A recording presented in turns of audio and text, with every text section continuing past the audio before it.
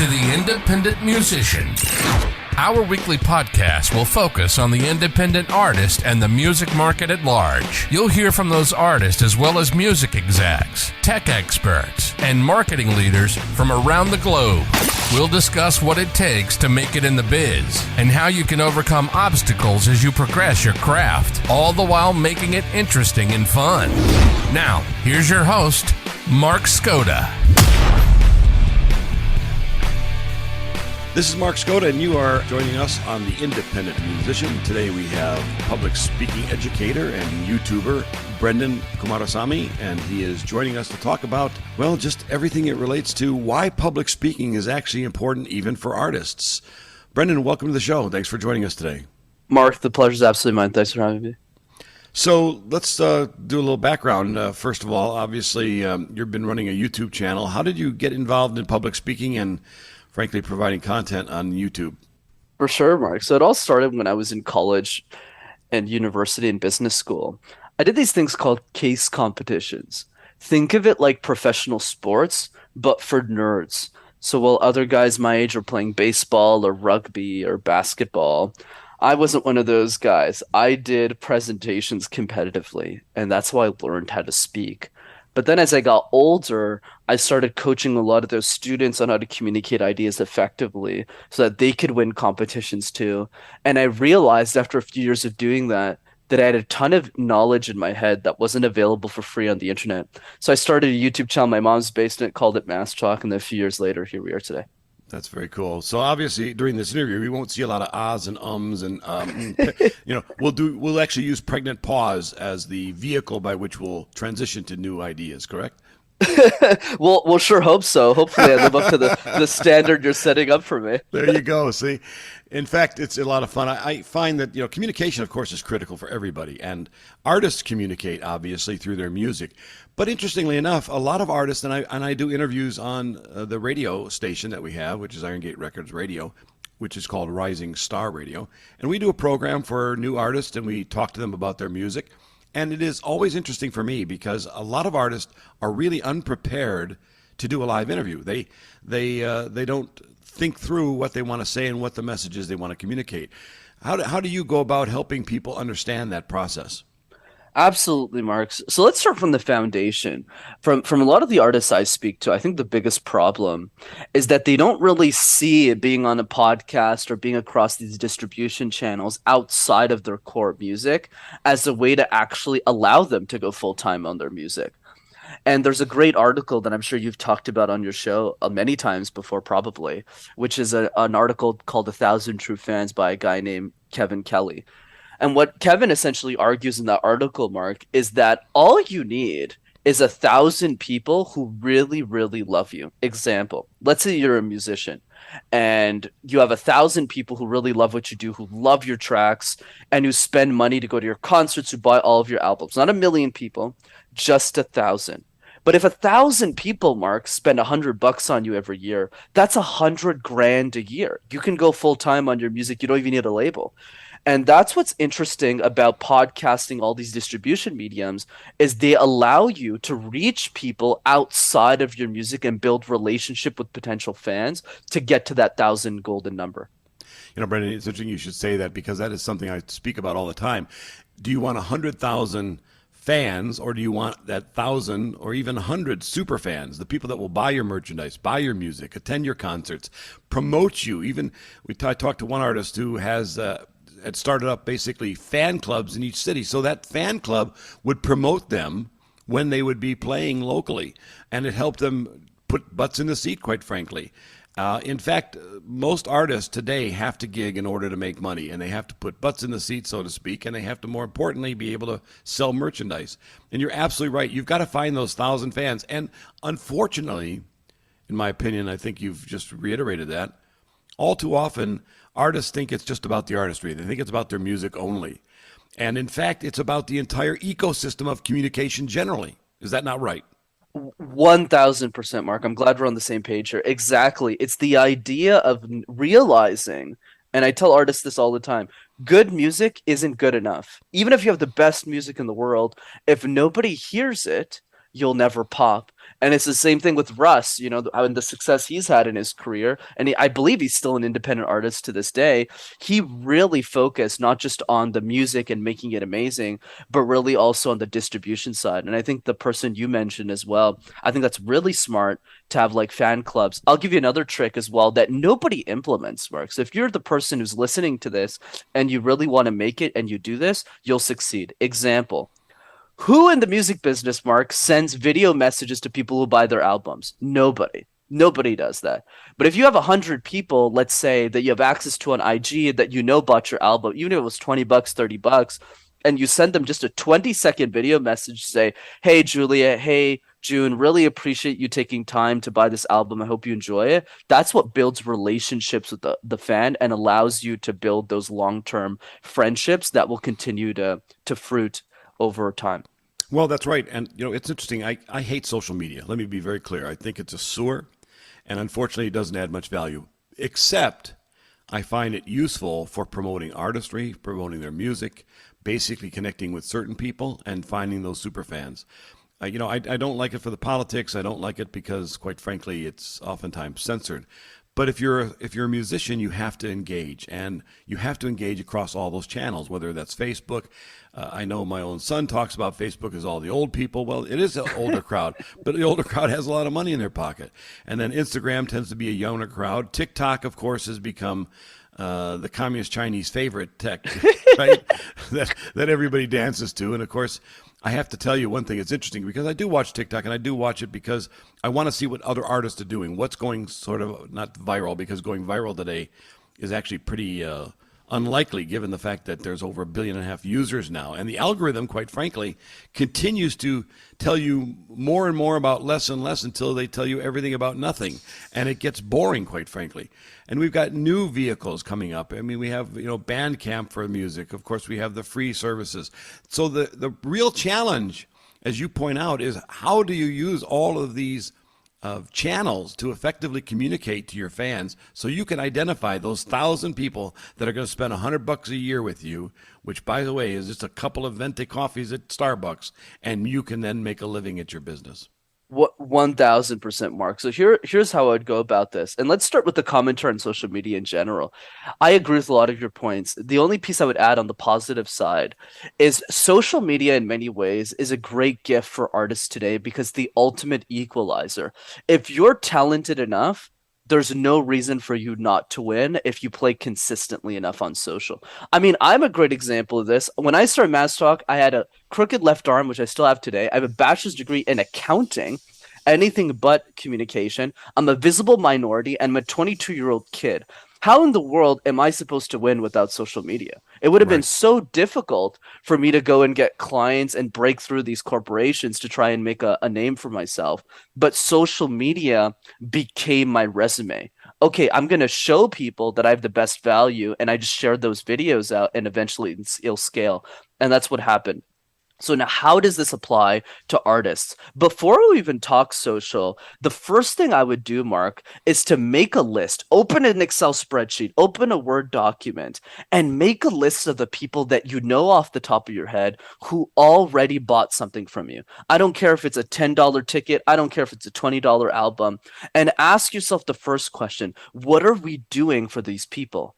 And the answer for most of us is we're not even doing anything. So I would start So I would start with video messages to all of them, whether it's their phone number, figure it out and get in touch with them. Because all you need is 100 people who refer you to 10 other of their friends, and you'll hit your 1,000 really quickly. And interesting. I tell people this all the time. It hurts my head. Of course, I'm not a musician. I played piano when I was a young kid. They taught me the classical style, so I never even did pop music or breaking chords. So I've always been a frustrated band member. I grew up in Cleveland, Ohio, where bands were on every corner. So I tell my son, I said, you got to do this because I get to live through you. And, of course, the only question I have is make sure I get the groupies that you throw off. I'll be the old guy with the gray ponytail there and the real lighter at your concerts. But to your point, we're not leveraging the information that's created from the things we do. So, for instance, Venmo and PayPal. You have the information of every person that has tipped you or sent you a donation. Patreon, similarly. Why aren't you talking to those people every single month at least, right? So it is not that you have to go out and buy some email list. You can find the same information from your people who are following you on your Facebook page. And more often than not, every artist I talk to has 1,000, 2,000, 3,000. I've got some artists who have 10,000. I got one artist who does TikTok. She's amazing, 140,000 followers. And of course, she's always talking to her constituents. The issue is, how do you then turn that into money, right? And how do you turn that into merch sales? Well, your point here. Don't make it so generic that it goes to everybody. Make it more specific to those significant few rather than the insignificant or uninterested many. Oh, 1000%. And just for numbers sake, my YouTube channel might have, like, to your point, like 25, 30,000 followers, but it's 100 people out of those 30,000 that allowed me to go full time and have a very successful business. And that's really the key, is we need to be super thoughtful about that. And then your other question mark around social media is to start. That's the most important thing, because a lot of us as artists, we're comfortable putting out our music, but we're not as comfortable putting out our face, making us the face of the music. So what I would suggest people is to start with video messages with your fans, because that way, that teaches you when they reply with, "Oh my God, I can't believe so and so sent me this video message," because we just need to be famous to our fans, not the world. And then through that, we can say, "Oh wow, I'm actually creating an impact in the world. Let me start posting more on social media and see what happens." I know that you're a content provider. I'm a content provider. I do podcasts. I do the radio show interviews. I actually curate the radio station. I started for the record label. Obviously, I support all of my artists. And it takes a lot of commitment. I have a day job. In fact, this is my sort of avocation, because I love music and I love the industry. And I find that technology is going to change it and continue to change it over time. What I find most interesting, however, is that many artists tend not to take advantage of these very simple ideas. And partly it's because I think they're afraid to step out of their comfort zones. And I think that public speaking, for many people, as it would be traditionally viewed, standing in front of a group of people and having a speech or making a speech is not what we're speaking about here. We're talking about the ability to communicate. Public speaking is just that. It's using, first of all, establishing your idea, establishing the content, understanding and relating to the audience that you're going to be talking with or communicating with, and then ultimately, fundamentally asking for something or providing something to that listener so that they can either take action or perhaps engage at a subsequent date. That's as simple as it gets. Exactly, Mark. And then on that note as well, one tip that artists can implement that will give them a much easier time on podcast interviews is an exercise I teach called question drills. So all we have to do, going back to simplicity, is key. This doesn't take a lot of time. Spend 5 minutes every day. That's all I'm asking people, Mark. And just answer one question that you think somebody's going to ask you about who you are and your story and your music. But if you do that for 5 minutes every day for a year, that's it. You'll have answered 365 questions about who you are, what your business is, and what you're trying to do with your music. And that is the singular advantage that I feel no artist in the industry right now is capitalizing on. Yeah, all too often the big artists obviously are managed by the large labels, and we're an independent label, and we don't act like a traditional large label in the sense that we're not owning the artist. We don't maintain or manage or own their songs. We don't own their publishing. We don't do quote unquote 360 deals. We're not only a fee for service, but we counsel and help the artist in terms of engaging on the various technologies that we can provide. And being able to do that in a programmatic fashion allows the artist to replicate the same thing over and over. And I talk about that all the time. You have to have a repeatable process. Public speaking, interviews are just that. It's interesting you make the point about sort of question drills. I was on with one of my younger artists just recently. They just launched a new album with us on the label, just had joined recently. Great group of young men. Strong Christian folks, and in fact, the inspirational story they shared was terrific. At the end, I asked them, "Is there anything else you'd like to share?" And it was dead silence. And I kind of chuckled, and in fact, in the show, I had answered. I said, "Well, your answer should be, we're releasing our album XYZ on such and such a date, and we'd love for you to listen to it. Go to at www.xyz.com and listen to our album. So, it's amazing how in the process of dialogue, in the process of interview, people don't take advantage of that time when they can do the ask. Right. And the reason they don't take advantage of the ask, and I love that story, Mark, is because I feel a lot of us, whether it's artists or people in general, we don't feel the pain of not taking action. So, an exercise that I'd love for everyone to consider is just picture yourself, because I'm sure a lot of us might have still day jobs as we're working through trying to make it work as an artist, trying to make it work as a creative. Because I did that for 3 to 5 years before I went full time, and I do what I do.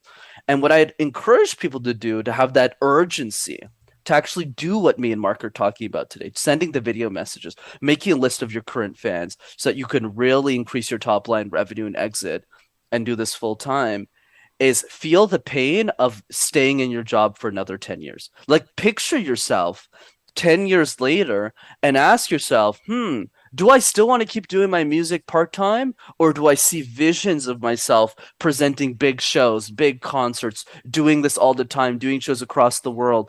And if that vision is enticing enough, you'll do the correct day-to-day actions right now, today, to become that person 5 to 10 years from now. Well, that's right. And your point, Brenden, is the fact that so many people don't take that action themselves. They think it's either too hard or it doesn't make any difference. And just as one of my artists, she's on TikTok, has consistently provided new content, people say, how did she get to 140, 150,000, approaching 200,000 followers on TikTok? Because she's consistent, she's engaging, she has fun. And the other thing I tell people is, don't try to be somebody you're not. You need to expose the real you. And a lot of folks, I find, are fearful of that because they don't want you to know who they really are.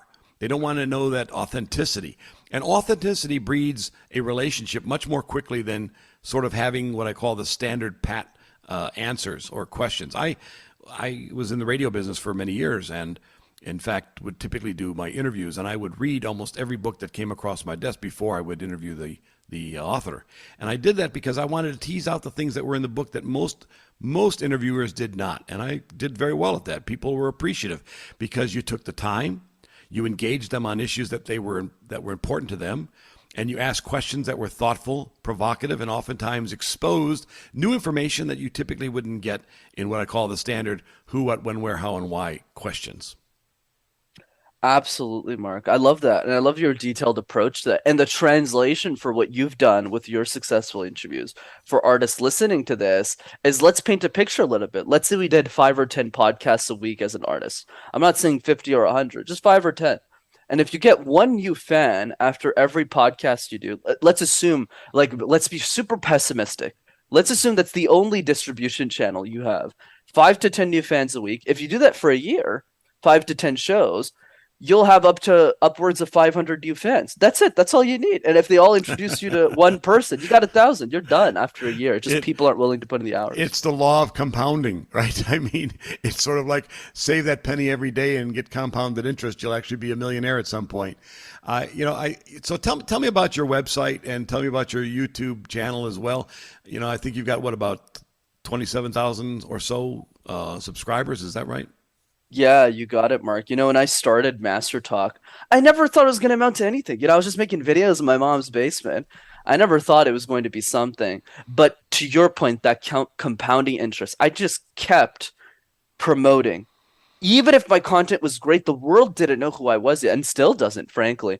And that's the mindset we want to have, even when we're successful. And then I just kept pushing it out, so that 3 to 5 years later, I think it's been almost 4 now that I've been doing Master Talk. Now I'm in a place where I can do this full time and share my message in a way that people can actually hear it and consume it. By the way, for those who are listening, I want to make sure you understand his YouTube channel is Master Talks. That's with the S plural, Master Talks. And you can check out that. Interestingly enough, not only do you have about 27,000 subscribers, but over 600,000 people have viewed your content. 600,000. Here, like you said, a guy starting out in his mom's basement has now communicated to 600,000 people the information you're providing.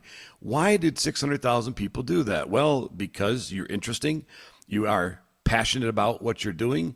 You engage the audience by what you're saying, and you communicate content that becomes valuable and can be acted upon. You see, people don't want to hear blah, blah. They do that 24/7 in the news media today, right? I don't need anybody to tell me what I should think. I need people to help me understand how I should proceed given what I think. And that is a very fundamental difference in communication and thought process with respect to not only general business, which certainly I had a lot of experience, but in general about how you communicate that which you do as an artist in particular.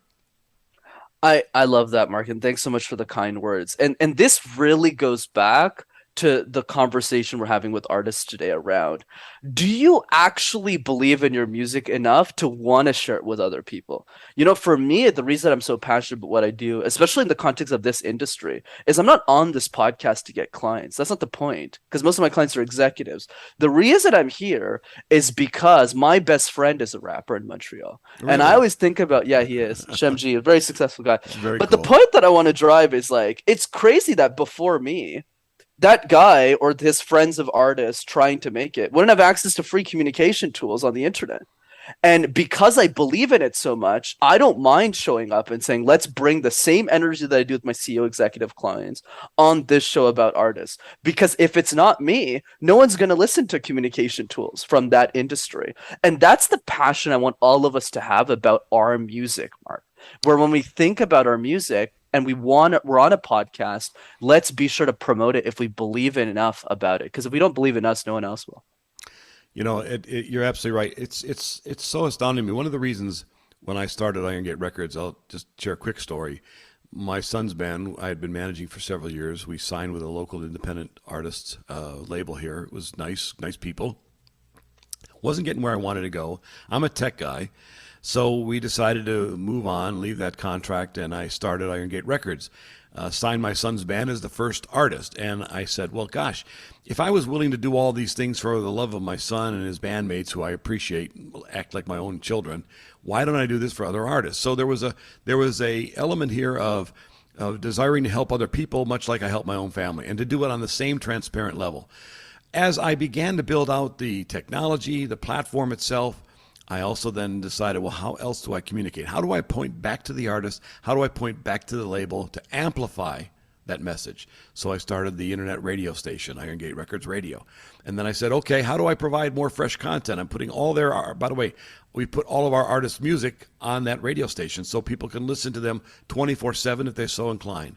And so on top of that, I built the podcast, and then I subsequently did the Rising Star radio program. And then I've now launched my first web app for Android, and then the iOS app's forthcoming.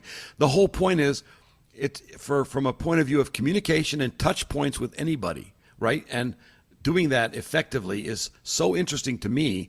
It's evidencing it through the actual results I'm getting. But more importantly, these are the same thought processes, the same communication processes that the artist has to go through on a micro level. They have to do it and manage themselves. I always tell people it's managing the brand, not the band. It's managing your relationship to your fans so that you can make money and subsequently provide value to them through your music, through your artistry, and frankly, through the relationship you build with them. I love that quote. It's all about the brand, not just the band. Very strong, Mark. I completely agree. I'll definitely use that one. Really good. You can steal it. It's free. It's okay. You give your content free. You can use my quotes. You know, this is a very important conversation we're having, and I'm so glad when I saw, you talk about channels. And by the way, folks, one of the things we do, people say, well, how do you find guests, Mark? Well, the cool thing about podcasting is there is an entire subset of ecosystems that you can access people and communicate to people and get guests for your podcasts. And just out of being and positioning myself, opening up my profile, Brenden asked to be interviewed. And I said, I looked at your background. I saw the YouTube channel. I said, this is a great interview because it's going to tell people early on what they should begin to do relative to building that 1,000 sort of key relationships, the key fans, the super fans, as I call them. And I think, it's been a real joy for me already just to have these insights provided by you, Brenden. I think people just don't understand how it's not easy, but it's simple. It's not easy, but it's simple. And by that I mean do what you do every single day. Repeat. I call it, wash, rinse, and repeat. Right? That's what you've got to be doing. Absolutely. It's the boring actions day to day that we slowly chip towards until we get the result. Even to this day, Mark, I'm still sending 30, 50 video messages to the people that sign up for my services. Even now, when I don't have to. Why? Because it makes them feel heard, seen, and understood. And I know nobody else is doing that in my industry. In that specific niche. So Right. that's the key is if you do that as an artist with just 50, 75 people and you commit, maybe it's not a show every month or every week, maybe it's a show every quarter, but start committing to something today, especially the video messages. That takes 5, 10 minutes to just pop out a list of 10 people who bought a $20 album from you. And that's really how you start building equity. Because I honestly believe the opportunity is there for all of us. All of us can become a full-time artist if we want it badly enough. And I feel the problem is most people aren't willing to put in as much effort in the distribution of their work as they do in the work itself. As the chief executive officer of a publicly traded company, I assure you, I didn't work 6-hour days. And I didn't decide that I could blow off the quarterly calls with the analysts. My point is that, if you're really going to be serious about this, it does take that kind of energy and it takes that kind of time. Why are you watching some movie on your phone when you should be making a video to communicate to your fans? Why are you out having a beer in a local pub or a bar and just hanging out with your buds when you should be writing some new music? And it doesn't mean that you consume yourself all day, but on average, in the executive world, it was a 12-hour day, average. And it was weekends, and it was traveling in and outside of that. And that's when they say, well, how did you make the big bucks? How did you get there? How did you do that? Well, it wasn't by a 1-hour show a week and then a couple of rehearsals. I can assure you of that. And this is the problem I find in the music business is there is a sense, I believe, that, the old days of when you got, quote unquote, discovered and you were launched on the shooting star approach to getting out there and being in various venues and concerts, those are gone. And so you have to do it differently, and you have to do it with a lot more work. And to your point, you have to take the time. There's just no way through it. Otherwise, don't tell me that you want to be a star. Don't tell me that you want to build your career. Don't tell me that you want to make a living at this. These are the things you have to learn to do. It is lifelong. It is not temporary, and it's not because you can play the guitar better than anybody else, or that you can sing better than anybody else, or that you've been once on The Voice, because most of the people who won on The Voice aren't anywhere today because they didn't do the work ongoing. So true. Powerful, man. Completely agree. So tell me a little bit about your background. Obviously, you're Indian or Indian descent. Are you your second generation, first generation? You got close. So I'm Sri Lankan. So Sri Lanka is a country Yep. south of India. My parents immigrated in the early 90s, but I was super lucky. I was born in Montreal in Canada. Very cool. Montreal's a beautiful place. I first went to Montreal in 1967 at the World's Fair. Wow. I was a paper boy when there was papers, and I sold enough new subscriptions to allow me to go ahead and win a trip to with the other quote unquote paper boys. There were probably about 100 of us. It was the coolest thing in the world. It was my first international trip at that point in time, and that was back when you didn't even have to have a passport to go to Canada.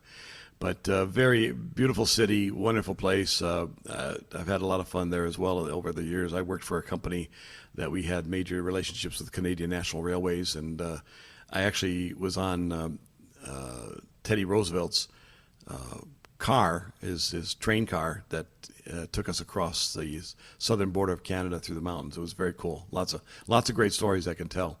So, Wow. are you still in Montreal today? I didn't ask that question. I am still born and raised. I come to the States a lot. Where are you based, Mark? Nashville, Tennessee. Nashville. Gotcha. Yeah. Gotcha. So obviously, as you sort of, it's interesting. I mean, a couple of points about your content. You say you now are moving more into the CEO level. You're into the business world beyond what you're doing on the YouTube. Tell me about that transition, and has that been, was that as a result of your initial work on the YouTube channel, Master Talks, or was that subsequent and concurrent? Absolutely. It was definitely a result, Mark. So for me, my background was really being an executive, in the same way you were an executive for most of your career, and you probably still are to this day. But I would say for me, that was the goal as well. I wasn't looking to be an entrepreneur. I was just really making videos to help people.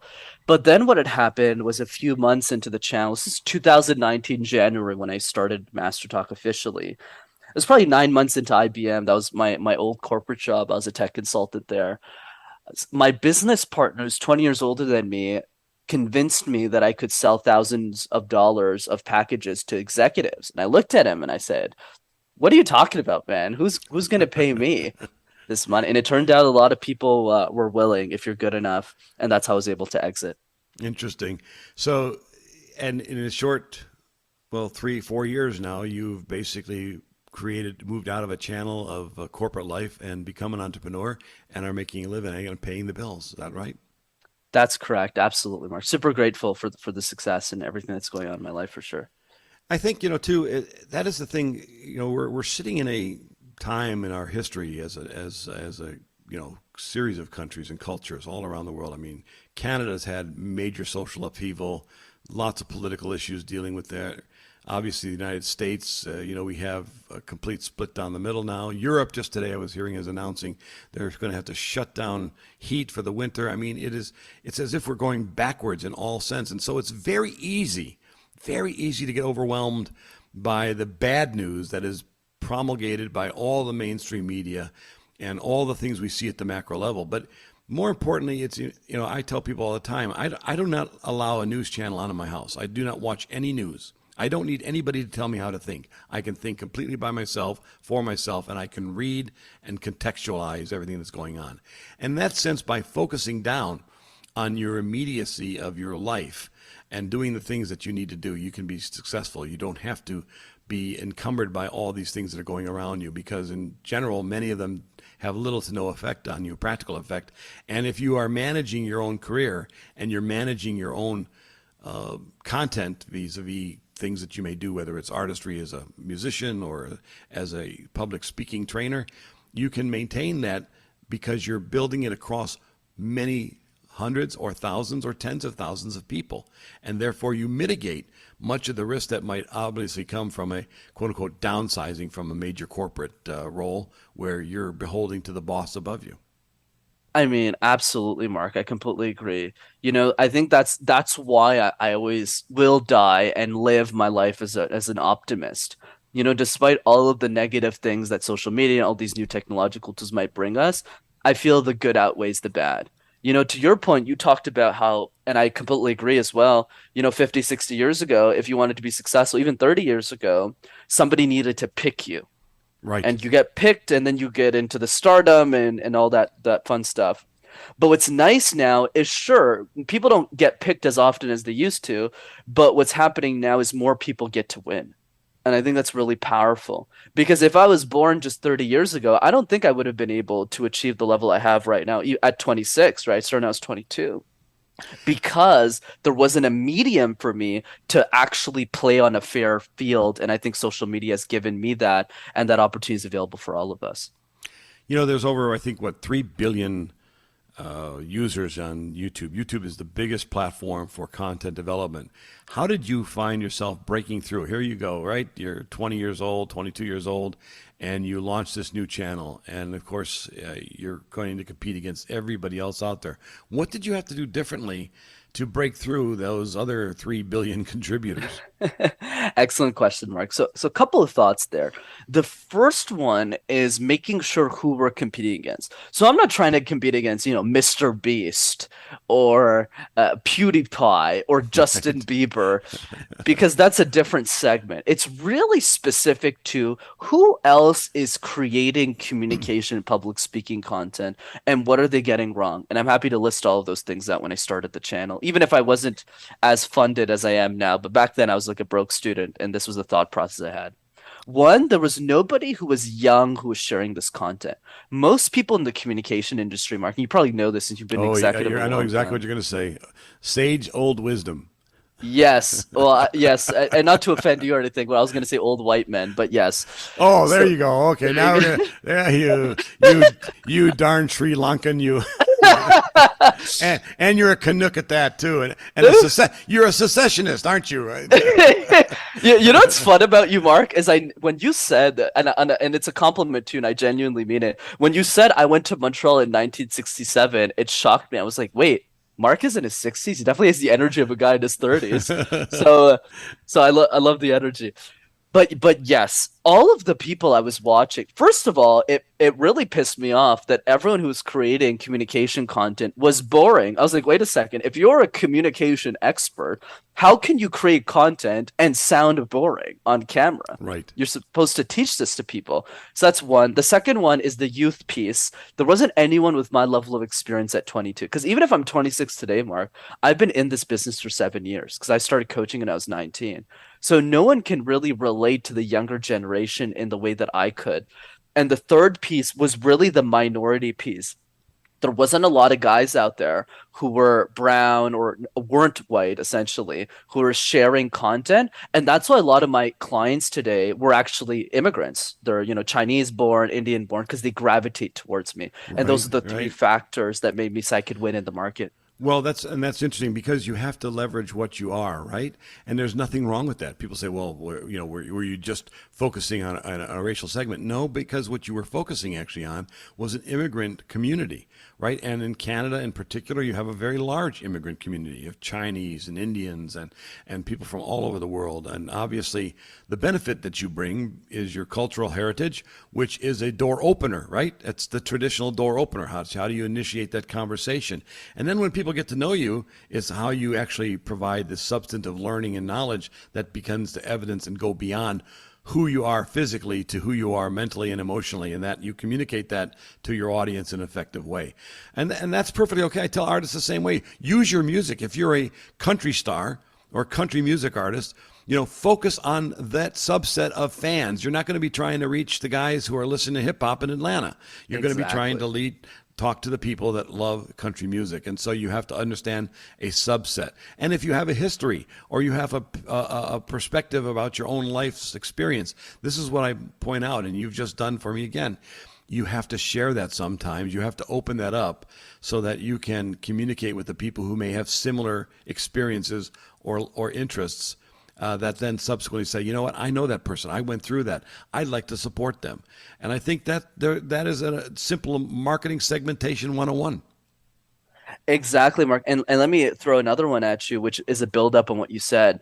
Is the lesson for artists listening to this is the biggest mistake I've seen besides the whole consistency piece, the video messages, is artists don't actually sit down their fans and have 3-hour dinners with them to really get into the psychology of who they are. Why are they actually listening to my music? Why is this actually important to them? Because this is what helps us gain a lot of the insights. Like today, I could tell you, okay, this is why I became successful. But when I started Mass Talk, I didn't know my clients were going to be high net worth Chinese born individuals or executives. I didn't know that my clients were going to be, Indian born who were very successful in the technology space. I didn't know that going in. Right. But is when they gravitated towards me that I took a step back and said, why are they gravitating towards me? And how do I get more of those people? Going back to artists, if you look at your data and the people who are listening to your music, and you realize that 90% of the people listening to you are based in New York, but you live in Atlanta, like, what are you doing? Like, go to New York, or at least do a show in New York and have a fan meet up there, because that's where most of your fans are. But I feel artists aren't bringing that data into their business. Yes, it is, and I talk a lot about we have a lot of data out there. We have streaming data, we have podcasting data, we have information regarding who's tipping us when and where. We know who's buying our merchandise if it's being sold online. We have the ability to understand through our email campaigns, people that subscribe to our newsletters, and all of this in aggregate is a lot of information, right? Because at that point in time, you can, in fact, leverage that. And it doesn't take extreme intelligence to figure this out. Partly in my experience is that people underestimate their ability to understand these notions and put them together in a very effective manner and talk to their fans. Because at the end of the day, if they can do that effectively, then they win. And it takes some time. It just takes some time. And it takes a commitment by the artist or by the individual to do just that. Exactly. It all takes time. And I say it all the time. I'm sure you do too, Mark. the caveat to any successful creative artist is the willingness to be doing it for a decade. For me, at the end of the day, if you're willing to be in the same game, you're talented enough. Obviously, that's an important piece too. But beyond that piece, I think the more important one is, are you willing to stick it out long enough? Like, even for me, the success I have today, it's after 7 years of doing this, right? Even if I'm not the oldest guy in the room, it's real, like in general, it's in the boardroom specifically. It was the fact that I've done it so long that now that compounding interest is starting to come. And that's really the key, is if you just start making these video messages 5 a week, just five, well, after a year, that's 250 videos. After 10 years, that's 2,500 videos. And you'll get to your 1,000 golden number really quickly. You just need to be willing to put in the time that no one else is. Exactly. And 5 years, starting off when you're maybe 16, 17, or 18 in your music career, and you're 21, 22, and at that point in time, you have a repertoire that's extensive. You have a social media content process that's extensive, and you probably have your 1,000 super fans that are spending that $100,000 a year with you in total. That is what it's all about, and you have to take that. You cannot simply ask somebody else to do that for you, because I can't stand in your shoes. I can't become you, the artist. You have to do that yourself, and you have to be assertive, and you, more importantly, have to be consistent. I think those are the key elements. And you don't have to have, by the way, you don't have to have it all figured out at once.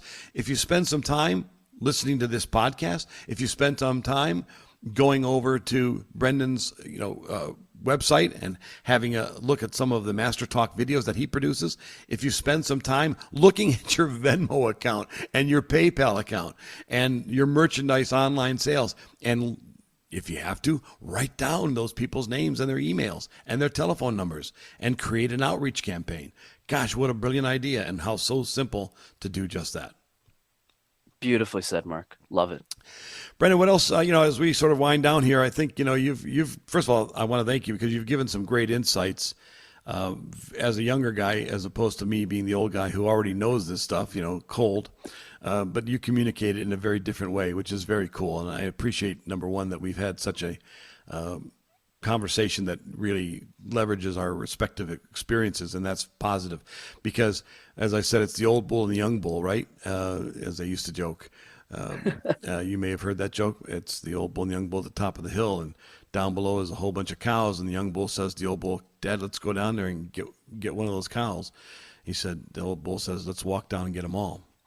So the point of the story is take your time, be consistent, be persistent, and ultimately you can be successful. And you've done that. I mean, in a very few short years, you had the opportunities. I tell people all the time, I was very engaged in public speaking as a young man myself. I loved it. I loved being, in fact, the bigger the crowd for me, the more exciting it was, because I loved feeding off that energy. And I never had a fear about that. But there was no vehicle back then for me to monetize that capability. And as you've just described, here's a guy starting off in his mom's basement, arguably having a good education and good knowledge base, but passionate about something, passionate about being the artistry of video vis-a-vis YouTube, and of course the ability to create Master Talk. That passion translated through to your work for a number of years, and here you are now, successful as an individual at 26 years old, and not on cruise control, but building a business that ultimately could be bigger and better than ever. Absolutely, Mark, and I appreciate the kind words. And I feel the point to end on is exactly that word that you said at the end there, passion. There's a great quote that will always live with me, and it's one I swear by a guy named Lewis Howes, and he says this, Mark: "The world will always make room for passionate people. The world will always make room for passionate people. Doesn't matter what your age is, doesn't matter what your background is, doesn't matter what your ethnicity, as long as you got a little bit of talent, but more so you got the right attitude, and you always show up with energy and enthusiasm, you'll always win in the long haul. It just takes time, but eventually the market will catch up to you." And we'll leave it there. Thanks for joining us, Brenden. Appreciate it. Again, the YouTube channel is Master Talks. That's Talks, Master Talks. And please check out Brenden's video content. It's free. I mean, how much cheaper can you get? And it gives you great insights, folks. So I appreciate today. It's been a great session. Thanks again, Brenden, for joining us here on The Independent Musician. Thanks for joining us this week on The Independent Musician. Make sure to visit our website, IronGateRecordsRadio.com, where you can subscribe to the show on your favorite streaming platform, so you'll never miss an episode. While you're at it, if you found value in this podcast, we'd appreciate you giving us feedback or simply tell a friend about the show. Be sure to tune in next week for a new episode of The Independent Musician, where the independent musician is the star.